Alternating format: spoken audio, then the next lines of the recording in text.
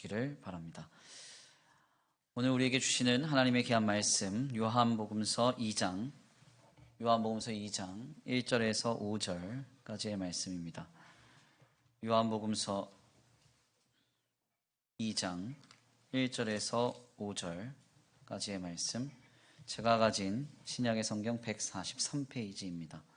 신약 성경 143페이지.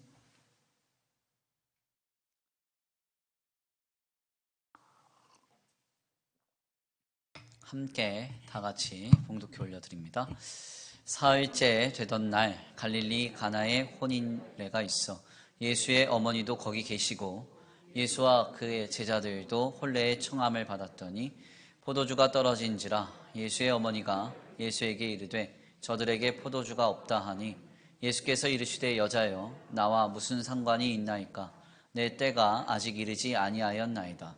그의 어머니가 하인들에게 이르되 너희에게 무슨 말씀을 하시든지 그대로 하라 하니라. 아멘. 할렐루야. 할렐루야. 오늘도 하나님이 예비하신 귀한 은혜가 있는 줄 믿습니다. 귀한 시간 하나님의 은혜로 새롭게 되시고 하나님의 귀한 말씀 가운데 힘을 얻고 변화받는 귀한 시간 되시길 간절히 축원합니다.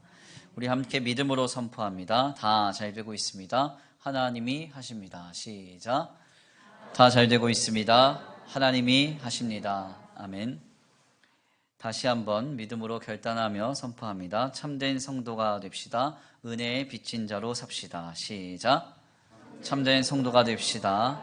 은혜에 빚진 자로 삽시다. 아멘. 오늘도 주님께서 예비하신 은혜와 복으로 우리에게 충만케 역사하시리라 믿습니다. 오늘은 귀한 시간 귀한 말씀을 통하여서 포도주가 없다라는 제목으로 하나님의 귀한 말씀을 함께 나누고자 합니다. 귀한 명절 연휴를 잘 보내셨는지 모르겠습니다.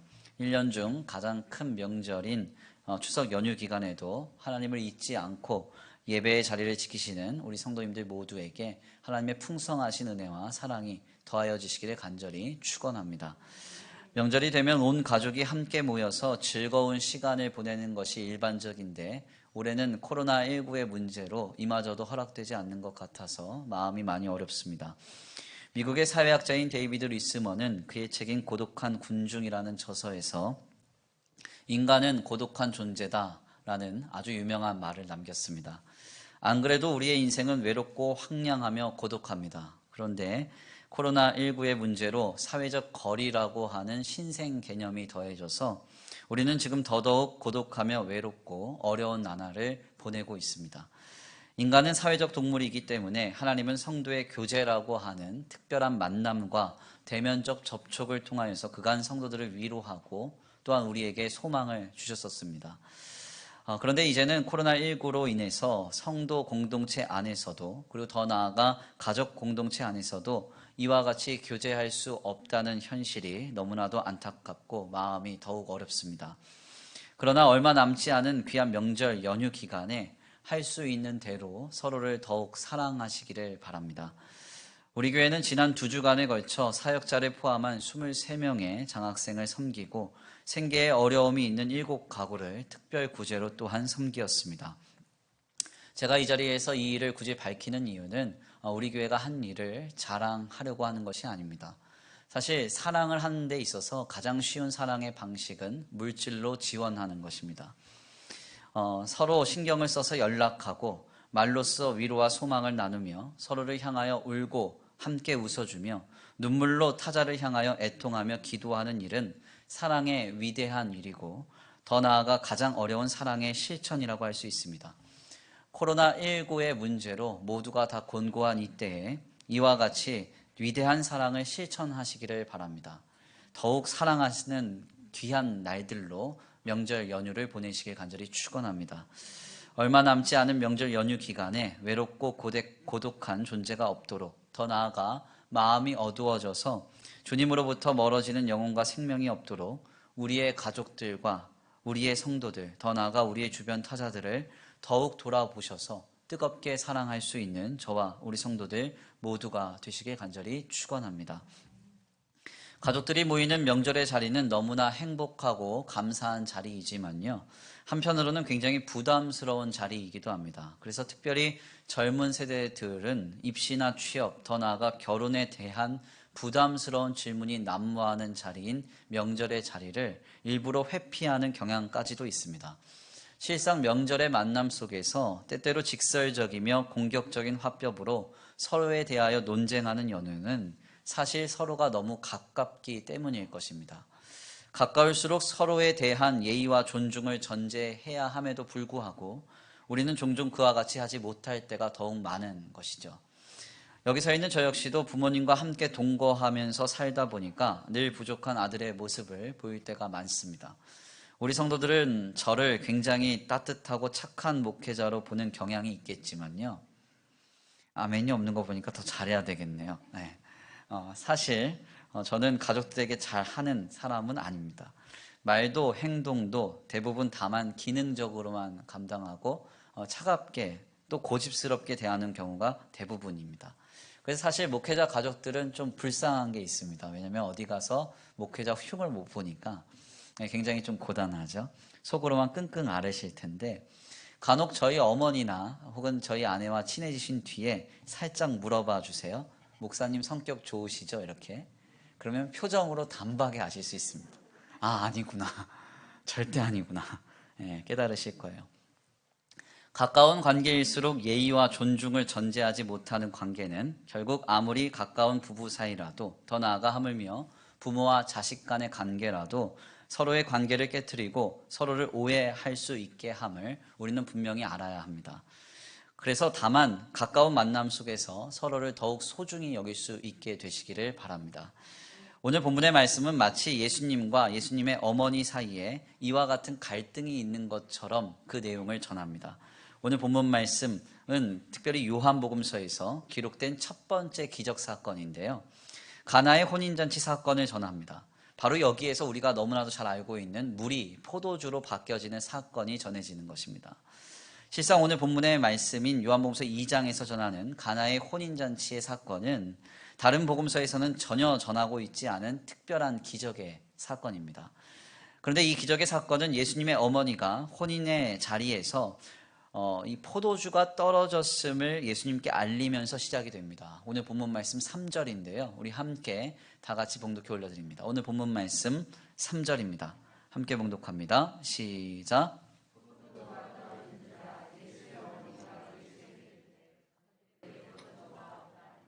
아멘.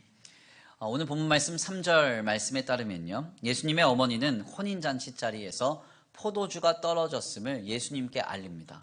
그런데 이 말을 들은 예수님의 반응이 시큰둥해요. 오늘 본문 말씀 4절인데요. 우리 함께 다 같이 봉독해 올려드립니다. 함께 봉독합니다. 예수께서 이르시되 여자여 나와 무슨 상관이 있나이까 내 때가 아직 이르지 아니하였나이다. 아멘.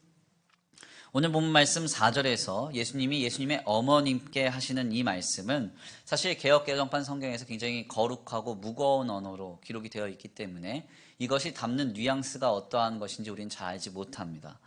실상 본문을 원어로 자세하게 들여다보면 주님은 매우 그의 어머니에게 불쾌하게 여기시면서 대답하신 것인데요. 그래서 본문을 새롭게 번역한 현대인의 성경은 그 내용을 이렇게 새롭게 번역합니다. 4절 말씀 제가 읽어드립니다. 예수님은 어머니 나와 무슨 상관이 있다고 그러십니까? 아직 내 때가 되지 않았습니다. 하고 대답하셨다.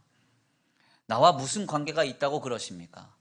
나와 무슨 상관이 있다고 그런 말씀하십니까? 이렇게 예수님이 어머니에게 반문하셨던 것입니다.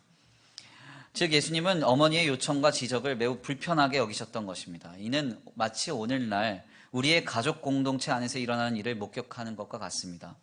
예수님이시라도 자신의 뜻과 맞지 않은 어머니의 요청에 갈등하셨고 불편히 여기셨던 것이죠. 그러나 그럼에도 불구하고 오늘 본 말씀 이후의 말씀을 보면 예수님은 이 잔치자리의 문제를 매우 분명하게 해결해 주셨습니다. 바로 물이 포도주로 바뀌어지는 기적을 나타내신 것이죠. 우리가 앞으로 2주간에 걸쳐서 이 놀라운 기적에 관하여서 깊이 나누어 보기 전에 사전에 먼저 생각해 볼 문제가 있습니다. 그것은 2가지의 질문으로부터 시작이 됩니다. 먼저는 왜 예수님은 혼인잔치의 주인도 아니신데 포도주가 떨어졌음을 해결하셨을까? 더 나아가 예수님의 어머니는 혼인잔치의 주인도 아니었는데 포도주가 떨어졌음을 먼저 발견하시고 또 예수님께 왜 알리셨을까 하는 이 두 가지 질문입니다. 요한복음서에 따르면 가나의 혼인잔치에 초대된 예수님과 그의 어머니는 가나의 혼인잔치의 자리의 주인과 어떤 관계였는지 성경이 밝히지 않습니다. 아마도 이 잔치 자리가 예수님과 긴밀한 관계가 있는 자리였다고 한다면 성경의 기자는 이것을 분명하게 밝혔을 것입니다. 예수의 형제가 혼례를 치르는데 혹은 예수님의 어머니의 형제가 친족이 혼례 중에 있는데와 같은 부사고를 달았을 거예요. 그런데 성경의 기자는 이것을 전혀 증언하지 않습니다. 그러니까 결국 이 자리는 예수님이나 예수님의 어머니 마리아와 그다지 깊은 관계된 자리가 아니었음을 알 수 있습니다. 그런데 그럼에도 불구하고 예수님의 어머니는 잔치자리의 주인이 아니었음에도 잔치의 주인보다 더 먼저 포도주가 떨어졌음을 발견합니다. 그리고 더 나아가 이 사건을 예수님께 고하는 것입니다. 이것이 너무나 특별한 일이라고 할 수 있습니다. 그리고 여기서 더 나아가 우리는 본문을 상고하면서 이런 질문을 더더욱 하게 됩니다. 대체 예수님은 왜 잔치의 주인도 아니시면서 포도주가 떨어진 그 잔치자리의 큰 문제를 친히 해결해 주셨는가 하는 것입니다. 잔치의 주인도 아니요, 잔치에서 포도주가 떨어지는 일을 책임져야 할 사람도 아니었던 예수님은 대체 왜 포도주의 결핍이라고 하는 잔치자리의 이 큰 문제를 친히 해결해 주셨을까요? 우리가 물이 포도주로 바뀌어지는 혼인잔치의 기적을 바르게 이해하기 위해서는 바로 이 두 가지의 질문에 대한 답을 전제할 필요가 있습니다. 유대인의 전통 혼인잔치는 짧게는 일주일, 길게는 보름까지도 열리는 것을 상고해 볼 때 예수님의 어머니의 모습은 굉장히 인상적이라고 할 수 있습니다. 이토록 길게 열리는 혼인잔치 자리에서요, 예수님의 어머니가 혼인잔치의 자리의 주인보다 더 먼저 포도주가 떨어졌음을 인식하셨다는 것이죠. 대체 어떻게 이런 일이 있을 수 있습니까? 예수님 당시의 문화 현장에서 포도주라는 것은 물보다 더 중요한 잔치자리의 필수 식음료였습니다. 고대 근동 지방의 특성상 물에는 석회수가 많이 섞여 있었기 때문에 깨끗한 식음료로서 포도주는 잔치자리에 없어서는 안 될 아주 중요한 음식이었어요. 그래서 적어도 포도주가 떨어지는 일은 잔치의 주인이 먼저 알아차렸어야 했고 주인이 재빨리 이것을 해결했어야 했습니다. 그런데 말씀을 자세하게 보시면 가나의 잔치자리에서 잔치의 주인이 알아차리기도 전에 예수님의 어머니가 포도주가 떨어졌음을 아셨고 더 나아가 이것을 예수님께 고하였다는 사실은 매우 특별한 일이라고 할 수가 있겠습니다. 이에 대해서 어느 신학자는 예수님과 예수님의 제자들이 너무나 많이 와서 혼인잔치의 음식이 포도주가 떨어진 주범이 되었기 때문에 예수님의 어머니인 마리아가 이와 같이 행동하였다, 이렇게 말합니다. 그러니까 예수님이 12제자를 다 혼인잔치에 데리고 오는 바람에 음식이 빨리 떨어졌다는 겁니다. 가끔 교회 공동체 안에서도 이런 일이 있어요. 그래서 교회 청년들이 이렇게 결혼을 해요. 근데 갑자기 주일학교 아이들이 떼거지로 와서 축의금 이런 것도 모르잖아요, 걔네들은. 근데 이제 전도사님이 당당하게 애들 다 데리고 와서 먹인다. 조금 당혹스럽죠? 저만 그런가요? 당혹스럽지 않겠습니까? 아무튼 이러한 일 때문에 예수님의 어머니가 노심초사해서 잔치의 자리를 여러 방면으로 이렇게 관찰하고 계시다가 포도주가 떨어지는 것을 주인보다 더 빨리 알아차리고 예수님께 알렸다는 겁니다. 예수님 책임지라고. 실상 이렇게 이해하면 이 모든 것이 좀 쉽게 이해가 되죠. 왜 예수님의 어머니가 포도주가 떨어진 것을 그토록 빨리 알아차리셨는지, 더 나아가 예수님께 왜 이 일을 고했는지, 이 모든 것이 쉽게 해석이 되는 것입니다. 포도주가 빨리 떨어진 이유가 다 혼인잔치에 무려 12명이나 되는 인원을 데리고 온 예수님 때문이기 때문에 예수님께 이 일을 다 알렸다는 것이죠. 그런데 그렇게 보기에는 문제가 되는 한 구절이 있습니다. 오늘 본문 말씀 2절인데요. 우리 함께 다 같이 봉독해 올려드립니다. 오늘 본문 말씀 2절입니다. 시작. 예수와 그 제자들도 혼례의 청함을 받았더니. 아멘. 오늘 본 말씀 2절 말씀 보니까 예수와 그 제자들도 혼례의 청함을 받았답니다. 그러니까 이 청함을 받았다는 원어를 보니까요, 초대를 받았다라는 뜻입니다. 그러니까 잔치의 주인도 예수님과 그 제자들이 혼례에 올 줄 이미 알았다는 것이죠. 그러니 매우 분명하게도 이것은 잔치의 주인이 잔치를 잘못 준비한 것이지 예수님이 몰상식하게도 너무 많은 숫자의 제자들과 함께 잔치자리에 참여해서 생긴 문제가 아님을 우리가 여기에서 확인할 수가 있습니다. 그렇다면 대체 마리아는 어떻게 잔치의 주인보다 포도주가 더 빨리 떨어졌음을 인식했던 것일까요? 그리고 왜 예수님은 잔치의 주인도 아니시면서 잔치자리에 포도주가 떨어진 이 상황을 친히 해결해 주신 것입니까? 여기에는 굉장히 중요한 신학적인 의미가 함축되어 있습니다. 그것을 매우 간단하게 설명하자면 이 가나의 혼인잔치는요, 오늘 예수 그리스도를 통하여 우리를 구원하신 하나님의 역사를 함의하고 있는 것입니다. 말씀을 자세하게 살펴보세요. 오늘 본문의 말씀에서 벌어진 이 잔치자리에서 주인공을 포함한 모든 사람들은 다 잔치의 분위기에 취해 정신이 없습니다. 그들 중 포도주가 떨어져 가는 줄 아는 사람은 아무도 없어요. 포도주가 떨어져 가는 줄도 모르고 그냥 잔치에 취해서 넋놓고 있습니다. 그러나 그곳에서 예수님의 어머니와 예수님은 포도주가 떨어져 감을 미리 알고 계셨고 예수님은 이것을 친히 해결하셨다는 것이죠. 바로 이 모습이 오늘 우리의 인생에, 우리의 모습에, 우리의 삶에 찾아와 역사하시는 하나님의 그 역사를 예표한다는 것입니다. 잔치자리는 마치 오늘 우리가 살아가는 삶의 현장과 같습니다. 그리고 그 인생의 현장에서 부족과 연약은 우리가 가지고 짊어지고 씨름하고 있는 죄와 악, 그리고 부족하고 결핍된 삶의 형편과 같습니다. 이것을 친히 예수님이 찾아오셔서 우리의 삶의 주인이 되셔서 해결하시겠다고 약속하고 계신다는 거예요. 로마서의 증언과 같습니다. 우리가 아직 죄인 되었을 때에 그리스도께서 우리를 위하여 죽으심으로 하나님께서 우리에 대한 자기의 사랑을 확증하셨느니라.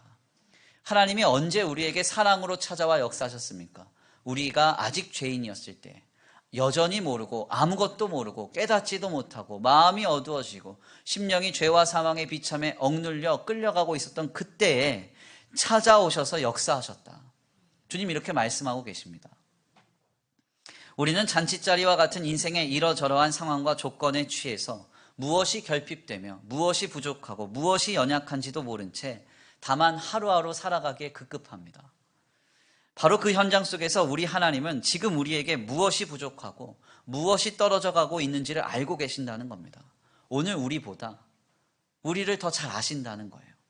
그리고는 어떻게 하십니까? 자신과 아무런 상관도 없고 모든 것이 자신으로 인함도 아니지만 주님은 친히 우리의 삶의 주인이 되셔서 이 모든 것을 해결해 주시겠다고 가나의 혼인잔치의 이 사건을 통하여 미리 약속하고 계시는 것입니다.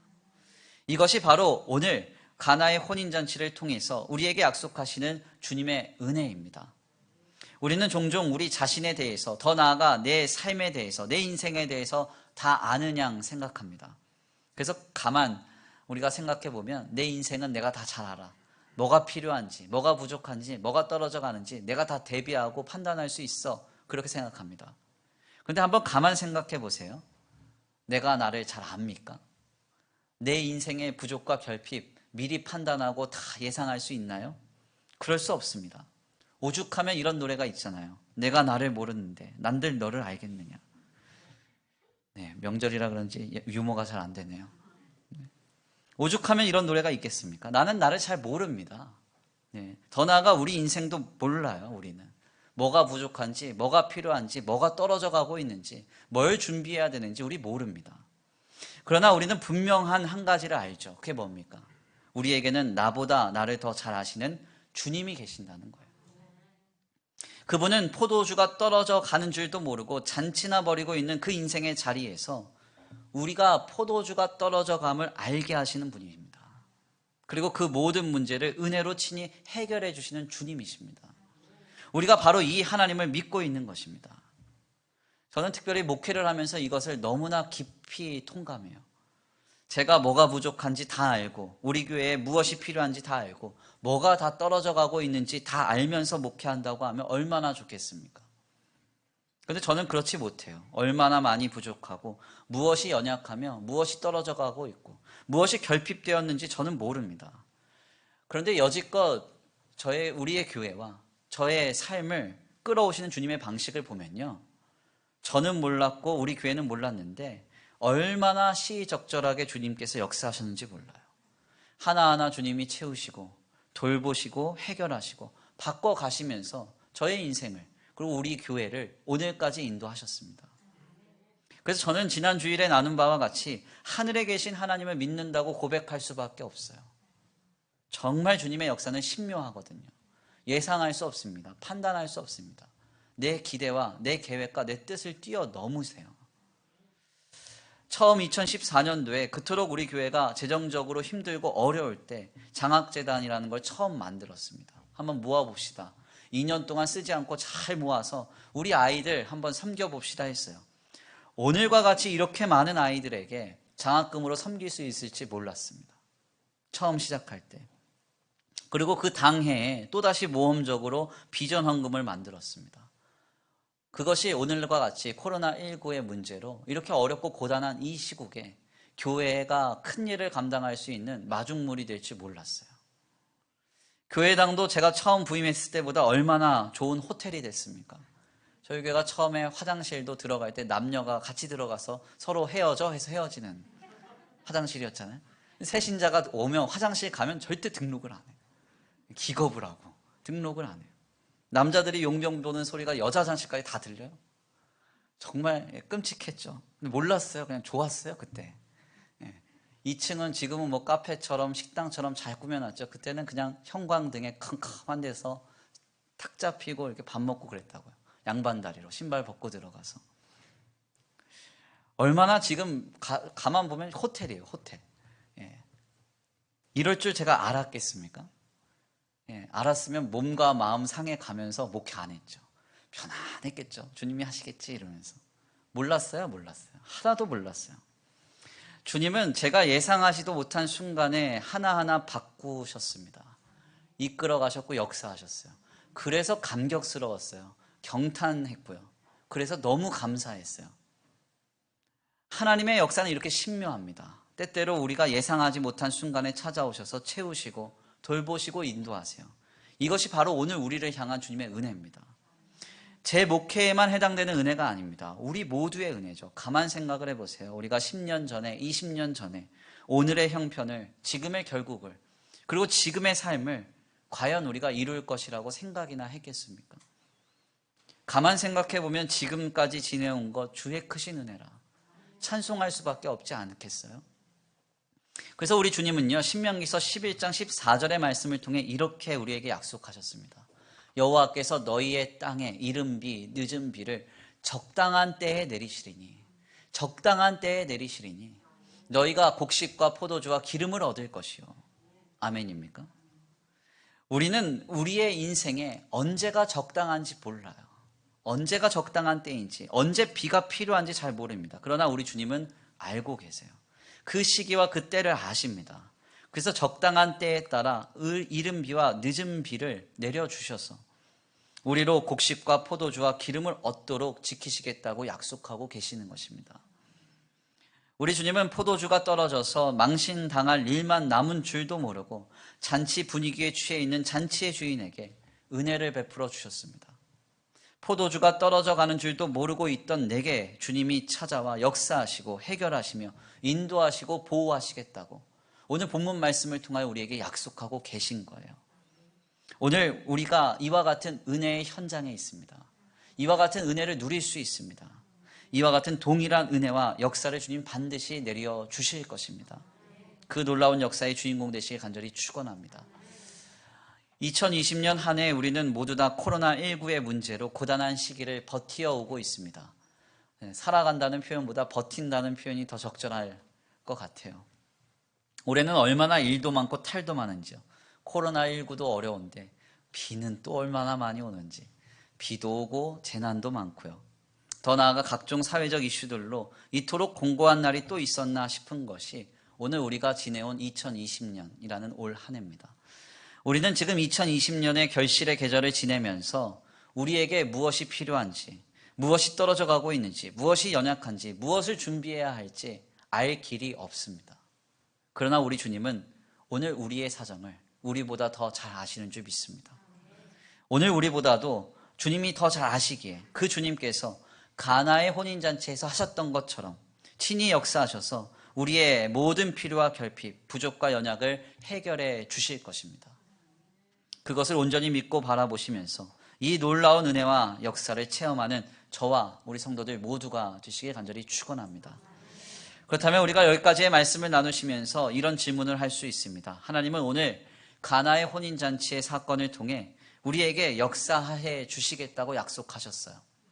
그렇다면 우리는 이 놀라운 은혜를 힘입어서 어떻게 살아가야 할까요? 그냥 하나님은 가나의 혼인잔치에서 하셨던 것처럼 나도 모르는 사이에 물이 포도주로 바뀌어지는 기적으로 내 삶의 결핍과 문제를 다 해결할 것이다 하면서 그냥 기뻐하면서 감사하면서 마냥 살면 될까요? 그렇지가 않습니다. 17세기의 가장 위대한 설교자로 꼽히는 토마스 왓슨은 웨스트민스터 신앙 고백의 소요리 문답을 해설하면서 특별히 이와 같은 놀라운 말을 남겼습니다. 제가 한번 읽어드리겠습니다. 그리스도가 하늘에서 우리를 위해 활동하신다면 우리는 땅 위에서 그분을 위해 활동해야 된다. 다시 한번 읽어드릴까요? 그리스도가 하늘에서 우리를 위해 역사하신다면 우리는 땅 위에서 그분을 위해 활동해야 된다. 아멘입니까? 우리 주님은 우리가 오늘 이 요한복음서를 통해서 전하시는 이 놀라운 가나의 혼인잔치에 은혜를 허락받은 자로서 이 은혜에 빚진 자로서 오늘 우리의 삶을 살아내기를 기대하고 계십니다. 어떻게 살아가야 될까요? 요한복음서는 예수님과 예수님의 어머니를 통해 그 모범을 도전합니다. 먼저는 예수님의 어머니 마리아가 어떻게 살았습니까? 앞서 나눈 바와 같이 그녀는 잔치 자리의 주인이 아니면서 주인처럼 잔치의 자리를 돌봤습니다. 이와 같이 성도는 자신의 삶의 자리에만 관심을 갖고 그것에만 몰입하며 살아가는 존재가 아닙니다. 예수 그리스도를 통하여서 하나님의 자녀가 되어서 이 땅에 하나님의 통치하심, 하나님의 나라를 세워가기에 열심을 내는 존재가 되어야 됩니다. 더 수고하고 더 헌신하며 더 사랑해야 한다는 것이죠. 결국 성도는 자신이 살아가는 모든 삶의 현장 속에서 하나님이 자신을 그곳에 세우셨음을 전제해야 됩니다. 내가 그냥 가정에 세워진 게 아닙니다. 내가 그냥 직장을 내가 다니는 게 아니에요. 내가 우연히 그냥 교회를 다니는 게 아닙니다. 하나님이 그곳에 나를 보내시고 세우신 거예요. 아멘입니까? 그러므로 성도는 자신과 상관없는 자리라도 그곳에 하나님의 나라가 임하는 역사를 도모하며 책임지며 헌신하고 사랑하며 감당하는 모습을 가져야 되는 것입니다. 바로 이 모습이 예수님의 어머니가 오늘 우리에게 도전하는 신앙의 모범입니다. 더 나아가 우리 예수님은요, 친히 자신과 상관없는 잔치자리의 문제를 자신이 잔치의 주인인 것처럼 해결하셨습니다. 이것이 바로 은혜 받은 성도의 삶의 모범이에요. 주님은 오늘 우리 모두가 이와 같이 살기를 기대하고 계십니다. 2018년도에 우리나라 100대 기업의 인재상의 변화를 조사한 대한상공회의소의 자료 하나가 있습니다. 그 자료에 따르면 우리나라 100대 기업에서 원하는 인재상 중 가장 중요한 평가 항목이 무엇인가? 바로 주인의식, 즉 오너십이었어요. 오너십. 마치 자신이 회사의 주인인 것처럼 말하고 생각하며 책임감을 갖고 헌신하며 수고하며 할 일을 다하는 사람. 이것이 이 사회가 가장 원하는 인재라는 것입니다. 어느 누구나 사회초년생으로서 사회생활을 처음 시작하다 보면 다만 자신은 말단 직원으로서 회사에 나가 노동을 하고 단순히 페이를 받는 식으로 생각하는 것이 일반적입니다. 그런데 몇몇의 특별한 사람들은요, 아무리 말단 직원으로 채용이 되었어도 마치 자신이 그 회사의 오너인 것처럼 말하고 생각하고 행동하며 헌신한다는 거예요. 바로 이와 같은 사람을 이 사회가 원한다는 것입니다. 이것은 꼭 사회인들이나 직장인들만의 문제가 아닙니다. 실상 하나님의 나라에도 역시 마찬가지예요. 우리는 오늘날 코로나19 문제로 드러난 한국교회의 문제 앞에서 과연 어떤 시각을 가지고 있습니까? 이것은 단지 나와는 상관없는 한국교회의 문제라고 생각하세요? 난 잘 살고 난 잘하는데 한국교회가 문제가 있다. 아니면 우리 교회 말고 다른 교회의 문제 혹은 어떤 다른 목회자들의 문제라고만 생각하십니까? 아니면 우리와는 성정이 다른 이단이나 사이비 집단의 문제라고 생각하세요? 그렇지가 않다는 것입니다. 주님은 지금 이 문제의 주역을 나로 여기고 내가 주인의식을 갖고 이 문제를 해결하기를 기대하고 계세요. 예수님의 어머니처럼 우리의 가정에, 직장과 생업에, 그리고 우리의 삶의 자리와 더 나아가 주의 교회에 무엇이 필요한가를 돌아보라는 것이죠. 더 나아가 예수님처럼 그 문제에 뛰어들어서 해결하라는 거예요. 열심을 내라는 것입니다. 만약 내가 능력이 부족하고 여러 가지 형편이 공고하여 내 능력으로 할 수 있는 것이 없다면 다만 이 나라와 이 민족을 위해, 더 나아가 주의 교회와 교회된 성도들을 위해 울어야 되는 거예요. 내일처럼 우는 것입니다. 내일처럼 금식하는 거예요. 내일처럼 철야하며 기도하는 것입니다. 이것이 지금 우리에게 너무나 필요해요. 제가 아직도 인상 깊게 들어서 잊지 못하는 한 이야기가 있습니다. 우리가 흔히 오기스트 로댕이라고 하면 생각하는 동상을 먼저 떠올립니다. 본래 이 유명한 로댕의 작품은 이 지옥의 문이라고 하는 거대한 이 조각상에 그 지옥의 문 위에서 고민하는 사람을 조각한 거예요. 그것을 따로 떼어서 조각하는 그 내용 속에서 그것을 따로 떼어서 생각하는 사람이라는 그 조각품이 탄생한 거죠. 우리는 보통 로댕이라고 하면 이 생각하는 사람이라는 조각상만 기억하는데요. 사실 그가 남긴 작품 중에는 굉장히 유명한 하나의 작품이 또 있습니다. 그건 뭔가 하냐면 바로 깔레의 시민이라는 작품이에요. 제가 여기 띄워드린 이 작품입니다. 아마 미술의 조예가 깊으신 분들은 이 작품을 다 아실 겁니다. 이 작품은 특별히 백년 전쟁 당시의 감동 실화를 바탕으로 만들어진 작품이에요. 프랑스와 영국 사이에 백년 전쟁이 일어납니다. 이때 프랑스의 깔레시는 영국군의 끝까지 저항을 하다가 지원군이 오지 않아서 결국 영국군의 패배를 하게 됩니다. 승리한 영국의 왕 에드워드 3세는 대영 제국에 감히 반기를 들었다는 이유 하나만으로 깔레시에 있는 모든 시민들을 사형에 처할 것을 명령합니다. 깔레시에 있는 모든 시민을 다 죽이겠다는 거예요. 그런데 이것이 현실적이지 않자 다 죽일 수는 없고 반면 교사로 삼을 6명만 처형하기로 결의를 해요. 결국 여기에서 그 6명을 어떻게 결정할 것인가에 대한 문제가 생깁니다. 그런데 이때 위스타슈드 생 피에르라는 사람과 장데르라는 사람, 그리고 피에르 드 위샹, 자크 드 위샹이라는 사람이 자원을 합니다. 내가 죽겠다. 깔레시의 시민들을 대신해서 내가 죽겠다. 이렇게 그들이 자원을 합니다. 놀랍게도 이 위스타슈드 생 피에르라는 이 사람은 깔레시에서 가장 부유한 사람이었어요. 가장 부자였습니다. 장데르라는 이 사람은요, 깔레시의 시장이었어요. 그리고 피에르 드 위샹과 자크 드 위샹은 깔레시에서 가장 부유한 장사꾼이었습니다. 이 사람들이 가장 먼저 자원을 한 거예요. 얼마나 감격스럽습니까?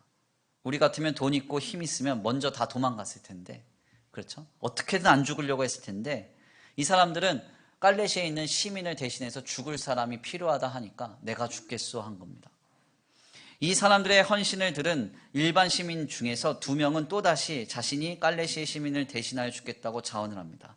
그들이 바로 장드 피엠스와 앙들리의 당드르와 같은 사람들이었어요. 특별히 이 일을 자청했던 위슈다스 생 피에르는 이와 같은 결단을 하면서 이렇게 말했다고 전해집니다. 나는 지난 세월 동안 깔레시와 깔레 시민들로부터 많은 은혜를 힘입었습니다. 그러므로 내가 죽겠습니다. 많은 은혜를 힘입어서 내가 그토록 큰 부를 누리고 내가 많은 은혜 때문에 오늘과 같이 삶을 영위했으니 내가 죽겠다고 이렇게 말한 거예요. 이것은 당시 깔레시의 시장이었던 장데르나 아니면 가장 부유한 장사꾼이었던 피에르 드 위샹 그리고 자크 드 위샹의 동일한 고백이기도 했습니다. 이들은 한결같이 그토록 잘 살고 그토록 권세를 누리고 부를 누렸던 이유가 자신이 은혜를 많이 받았기 때문이라고 여기고 내가 먼저 죽겠다 이렇게 고백했던 것입니다. 결국 이 일은 영국의 여왕에게 알려져서 그녀가 감동을 받아서요, 영국의 왕이었던 에드워드 3세를 설득하게 되고요, 이들의 사형은 집행되지 않고 풀어졌다는 이야기가 전해져 옵니다. 그래서 이것이 너무 감격스러워서 저렇게 조각상까지 남긴 거예요. 바로 이 사건에서부터 소위 닭은 벼슬을 자랑하는 것이 아니라 달걀을 낳는 것이 의무라고 하는 닭의 벼슬과 달걀의 노른자를 뜻하는 노블리스 오블리제라는 사회적 책임에 대한 개념이 파생된 것입니다. 오늘날에도 정의로운 사회, 아름다운 사회가 구현되기 위해서는 노블리스, 자신에게 있는 것을 자랑하지 않고 다만 모든 것을 은혜로 알아, 오블리제, 알을 낳아서 이롭게 하는데 자신의 사명이 있음을 아는 은혜에 빚진 자로서 헌신과의 책임 그리고 수고와 열정을 다하는 그 사람들을 통하여서 아름다운 사회 그리고 정의로운 사회가 구현된다는 거예요. 어떤 사람들이 이 길을 갈 수 있습니까? 예수님의 어머니처럼 자신이 주인이 아니지만 잔치의 주인처럼 그 자리를 돌보는 자입니다. 예수님처럼 자신은 주인이 아니지만 잔치의 연약함과 부족을 돌보는 자입니다. 바로 이와 같은 은혜의 빚진 자 된 성도가 오늘 우리에게는 너무나 절실하고 필요하다는 것입니다. 코로나19의 문제로 신앙 공동체인 교회의 문제가 장기화되는 이 시점에서 우리에게 너무나도 안타까운 현실은 너도 나도 평가와 판단만 할 뿐, 정죄만 할 뿐, 그 누구도 이 문제를 자신의 문제로, 더 나아가 우리 자신이 해결해야 할 문제로 보지 않는다는 점입니다. 다만 우리 안에서조차, 교회 안에서조차 싸움과 정죄가 난무합니다. 저 목사 때문에, 저 교회 때문에, 저 사람 때문에, 저 사회의 현장 때문에 이와 같은 많은 문제가 산재했다고 말합니다. 그런데 가만 생각을 해보세요. 실상 그 목사, 그 교회, 그 사람, 그 사회를 키워낸 자들은 누구입니까? 나 역시 잔치자리와 같은 세상의 삶에 취해서 여전히 그들과 같이 행하고 있었던 것은 아닙니까? 예수님의 어머니처럼 모두가 잔치의 황홀경에 빠져 있을 때 홀로 주인이 되어 그 잔치 자리를 돌보고 나와는 상관이 없는 일이라도 친히 다가가 가장 중요한 포도주의 문제를 해결하신 이 예수님의 모습이 오늘 우리의 모습이 되어야 할 줄 믿습니다.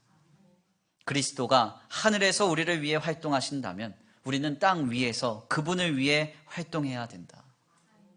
그리스도가 하늘에서 우리를 위해 역사하신다면 우리는 땅 위에서 그분을 위해 삶을 영위해야 할 줄 믿습니다. 이 결단이 우리에게 회복되기를 간절히 축원합니다. 우리 하나님께서는 오늘 본문 말씀을 통하여 우리에게 분명하게 약속하고 계십니다. 내가 너를 도우리라. 내가 너를 도우리라. 내가 알지도 못하는 순간에, 내가 깨닫지도 못할 때, 내가 여전히 죄인이었을 때 내가 내게 다가가 내 모든 문제를 해결해 주리라. 혼인잔치의 기적처럼, 물이 포도주가 되었던 기적처럼 내가 너를 도우리라 말씀하고 계십니다. 이 은혜를 받았다면, 그리고 깨달았다면, 더 나아가 이 은혜의 약속을 붙들고 살아가고 있다면 오늘 우리도 은혜 받은 자로 살게 되기를 간절히 축원합니다. 예수님의 어머니처럼 하나님 나라의 역군이 되어서 지금 우리의 삶의 자리를 돌아보십시오. 그리고 예수님처럼 더 책임지고 더 헌신하며 더 사랑할 수 있는 우리 모두가 되기를 간절히 축원합니다. 특별히 명절 연휴 기간의 마지막 날입니다. 얼마 남지 않은 연휴 기간 동안 우리의 가족들, 우리의 주변 타자들을 돌보십시오. 우리 성도들을 돌보십시오. 우리가 해야 할 사랑과 희생과 섬김은 무엇인지를 돌아보십시오. 그리고 예수님의 어머니처럼 그들의 결핍을 발견하시고 예수님처럼 다가가 그들의 필요를 사랑으로 채워줄 수 있게 되길 간절히 축원합니다. 이 은혜에 빚진 자 되어 우리를 또한 채우시고 돌보시는 주님의 은혜와 역사를 풍성히 경험할 수 있는 저와 우리 성도들과 모든 주의 몸된 교회가 되길 간절히 축원합니다. 우리 이 시간 귀한 말씀 붙들고 함께 기도하겠습니다. 다 같이 이 시간 기도하시겠는데요. 찬양의 가사를 생각하시면서 함께 결단하겠습니다. 오늘 나는 찬송의 가사를 생각하시면서 결단하시고, 하나님 그렇습니다. 오늘 주님 우리에게 약속하십니다. 내가 인생의 상황과 형편과 조건에 취해 알지도 못했을 그 순간에 네가 아직 여전히 죄인 되었을 때에 너의 결핍과 연약과 부족을 내가 다가가 치료하리라, 회복하리라, 채워주리라 주님 약속하시면서 오늘 우리에게 예수님처럼 살아가기를, 예수님의 어머니처럼 살아가기를 기대하며 도전하십니다. 하나님, 우리가 이와 같이 살기를 원합니다. 하나님의 나라가 우리의 삶에 펼쳐질 때까지 은혜 받은 자로서, 은혜에 빚진 자로서 우리의 삶을 살아갈 때 우리의 삶의 현장에서 물이 포도주로 바뀌어지는 기적을 보게 하여 주옵소서. 하나님의 역사를 경험케 하여 주옵소서. 우리 다 같이 말씀 붙들고 결단하시면서 다 같이 찬양으로 먼저 고백하시고 기도하시겠습니다. 내가 먼저 손 내밀지 못하고 내가 먼저 용서하지 못하고 내가 먼저 웃음 주지 못하고 이렇게 머뭇거리고 있네. 그가 먼저 손 내밀기 원했고 그가 먼저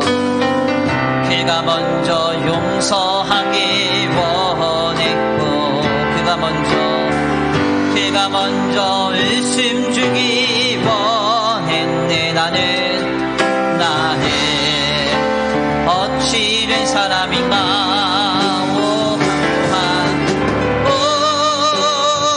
한교한 나의 입술이여. 더러운 나의 마음이여. 왜 나의 입은 사람을 말하면서 왜 나의 마음은 화해를 말하면서 왜 내가 먼저 찾을 수 없는가. 왜 내가 먼저 손해볼 수 없는가. 오늘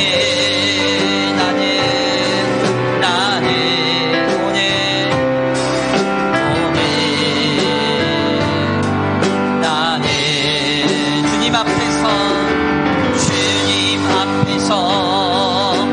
몸둘 바 모르고 이렇게 배느끼며 서 있네. 어찌할 수 없는 이 맘을 주님께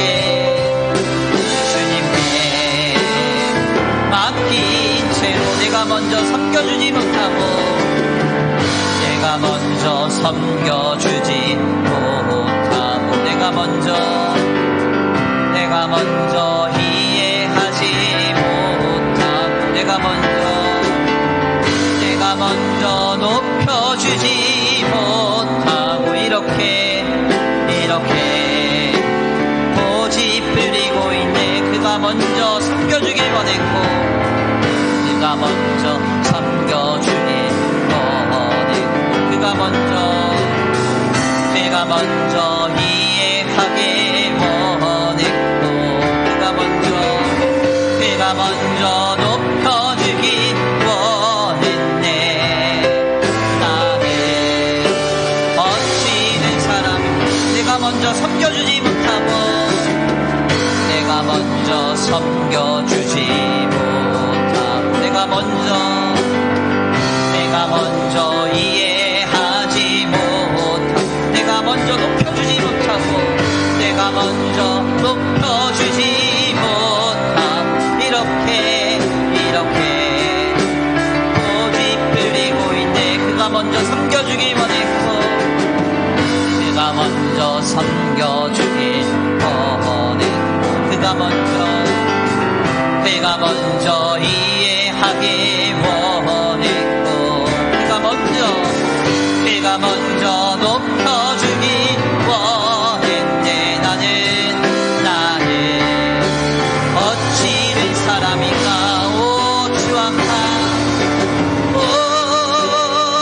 추악한 나의 욕심이여. 서글픈 나의 자존심이여. 왜 나의 입은 사랑을 말하면서 왜 나의 맘은 화해를 말하면서 왜 내가 먼저 찾을 수 없는가. 왜 내가 먼저 손해볼 수 없는가.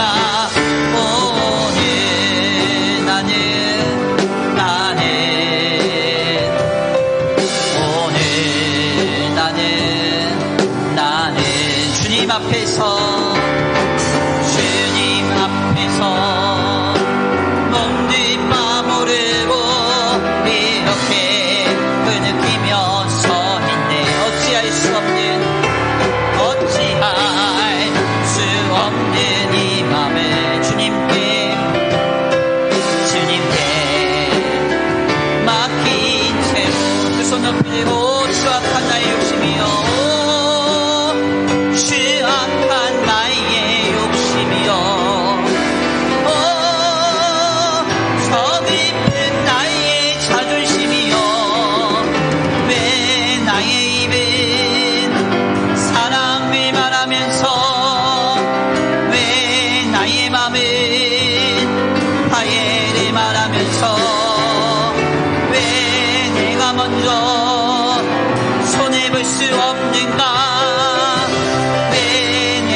그저 서질 수 없는가 보네. 나는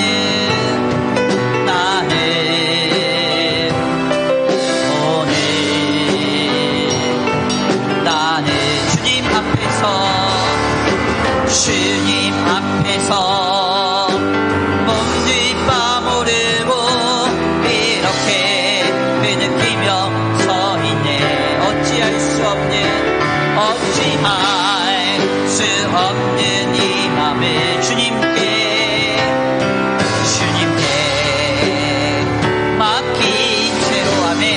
우리 이 시간 함께 기도하기 원합니다. 하나님, 그렇습니다.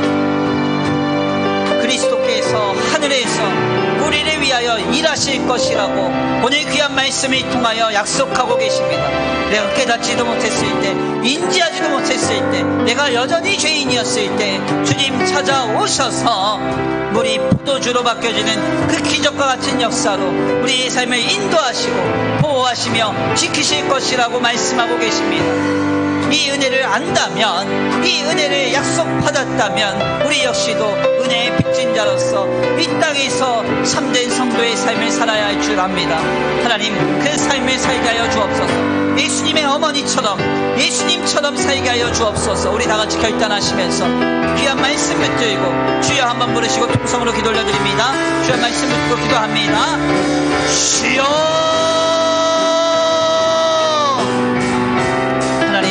아버지, 이 시간 주님 앞에 기도합니다. 하나님, 간구합니다. 하나님, 그렇습니다. 하나님, 우리는 하나님의 은혜를 허락받은 자들입니다. 우리 주님의 하나의 혼인잔치에서 주인도 알지 못한 채 잔치의 취에만 있을 때 주님 찾아오사 마치 주인처럼 포도주의 결핍의 문제를 해결하신 그 놀라운 역사를 오늘 우리에게도 약속하고 계십니다. 우리 삶의 필요와 우리 삶의 결핍과 우리 삶의 모든 부재를 주님께서 공급하시며 채우시며 돌보아 주실 것이라고 오늘 귀한 말씀을 통하여 우리에게 약속하시는 줄 믿습니다. 이 놀라운 일을 힘입은 자로서 우리가 이 땅에서 예수님의 어머니처럼, 예수님처럼 참된 하나님의 성도로 은혜의 빚진 자로 오늘 우리의 삶을 살아내기를 원합니다. 오 하나님, 그 놀라운 은혜가 우리에게 있게 하여 주옵소서. 이 놀라운 결단이 우리 삶으로 옮겨지게 하여 주옵소서. 하나님, 더 사랑하게 하시고, 더 희생하게 하시고, 더 헌신하게 하시고, 아버지 더 섬기게 하여 주옵소서. 아버지, 은혜의 빚진 자로서, 참된 은혜의 빚진 자로서, 아버지 참된 성도로서 아름다운 우리의 삶을 정의할 때 하나님이 그 삶을 기뻐 받으시고 우리의 삶의 현장 속에 우리 포도주로 바뀌어지는 기적과 같은 은혜를, 역사를 경험케 하실 줄 믿습니다. 하나님, 지금 우리의 삶에 역사하여 주옵소서. 우리의 삶에 역사하여 주옵소서. 하나님, 아버지 주님이 기뻐하시는 삶, 예수님과 같은 삶, 아버지 주여, 우리와 상관이 없으나 우리 주변을 돌보며 우리 타자들을 돌보는 아름다운 그 삶에 아버지 우리가 살아낼 수 있도록 주님 은혜를 허락하여 주시옵소서. 아버지 도우실 줄 믿습니다. 함께 하실 줄 믿습니다. 역사하실 줄 믿습니다. 인도하실 줄 믿습니다. 지금 우리에게 역사하여 주시옵소서. 도우실 줄 믿고 감사함을 올려드리오며 사랑 마음에 많으신 분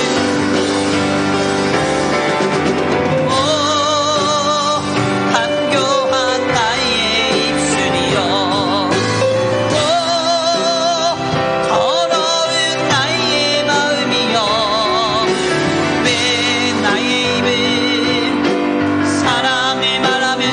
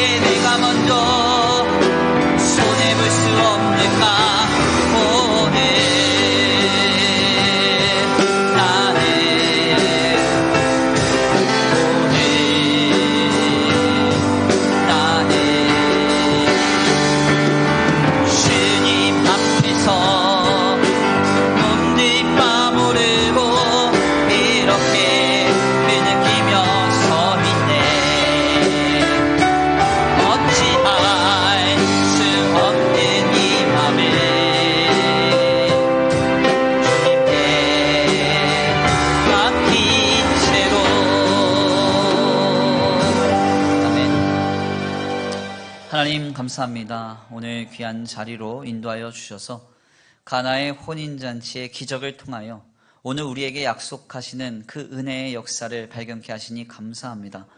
하나님 그렇습니다. 우리가 인생의 이러저러한 형편과 이 시대의 시류에 휩쓸려 정신없이 살아가고만 있을 때 우리는 알지 못하나 주님께서 찾아오셔서 우리에게 무엇이 필요한지, 무엇이 연약한지, 무엇이 당장 급한지 주님 아시고 우리를 채우시며 공급하시며 돌보시며 인도하시는 줄 믿습니다. 그 놀라운 역사의 현장 속에 내가 은혜를 누리고 있는 줄 믿사오니 이제 우리의 삶의 현장 속에서 일하실 주님을 기대하며 신앙함으로 더 나아가 은혜의 빚진 자로 오늘을 살아낼 수 있도록 역사하여 주시옵소서. 하나님 간절히 원합니다. 하나님 우리의 삶의 자리를 늘 돌아보게 하시고 하나님 만나게 하신 많은 영혼과 생명들, 타자들을 또한 돌아보게 하여 주셔서 주님께서 놀라운 은혜로 지금 우리를 향하여 일하고 계시니 우리가 이 땅에서 하나님의 은혜에 비친 자로서 또한 주님을 위하여 영혼과 생명들을 사랑하며 돌보며 헌신할 수 있도록 주님 역사하여 주시옵소서.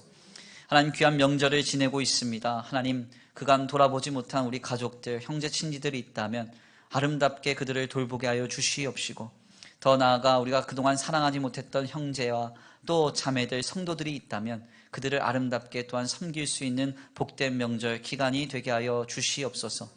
오늘 귀한 예배의 자리에 나와 각 처소에서 또한 예배의 자리에서 하나님의 예배하는 우리 성도들에게 합당한 은혜를 내려 주시옵시되 코로나19의 문제로 이런저런 상황과 형편이 어목해지는 이때에 상황과 형편에 영향받지 아니하고 하나님께로만 공급받고 하나님께로만 힘있는 거룩하고 복된 인생이 되게 하여 주시옵소서.